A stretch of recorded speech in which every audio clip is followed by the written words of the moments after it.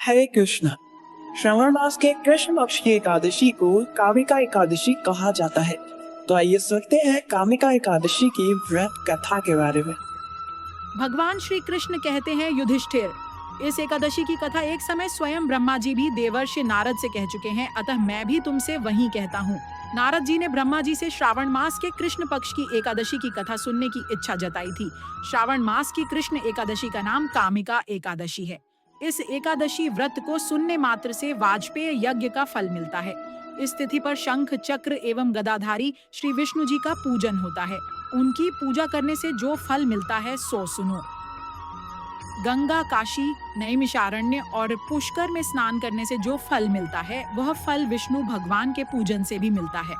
सूर्य चंद्र ग्रहण के समय कुरुक्षेत्र और काशी में स्नान करने से, भूमि दान करने से, सिंह राशि के बृहस्पति में आने के समय गोदावरी और गंडकी नदी में स्नान से भी जो फल प्राप्त नहीं होता वह प्रभु भक्ति और पूजन से प्राप्त होता है। पाप से भयभीत मनुष्यों को कामिका एकादशी का व्रत अवश्य करना चाहिए। एकादशी व्रत से बढ़कर पापों के नाशों का कोई उपाय नहीं है।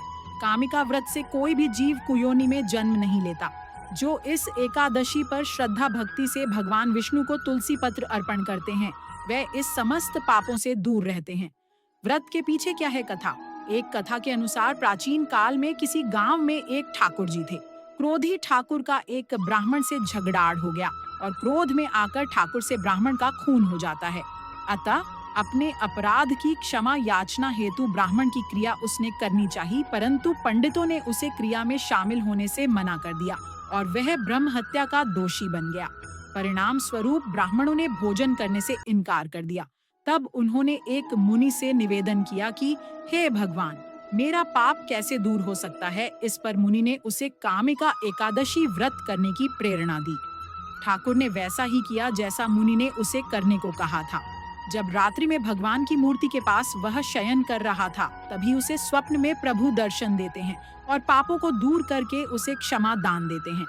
कामिका एकादशी की रात्रि को दीपदान तथा जागरण के फल का महात्म्य चित्रगुप्त भी नहीं कह सकते। जो इस एकादशी की रात्रि को भगवान के मंदिर में दीपक जलाते हैं, उनके पितर स्वर्ग लोक में अमृत पान करते हैं तथा जो घी या तेल का दीपक जलाते हैं वे 100 करोड़ दीपकों से प्रकाशित होकर सूर्य लोक को जाते हैं। ब्रह्मा जी कहते हैं कि हे नारद, ब्रह्महत्या तथा भ्रूण हत्या आदि पापों को नष्ट करने वाली इस कामिका एकादशी का व्रत मनुष्य को यत्न के साथ करना चाहिए। कामिका एकादशी के व्रत का महात्म्य श्रद्धा से सुनने और पढ़ने वाला मनुष्य सभी पापों से मुक्त होकर विष्णु लोक को जाता है। श्री कृष्णा। राधे राधे।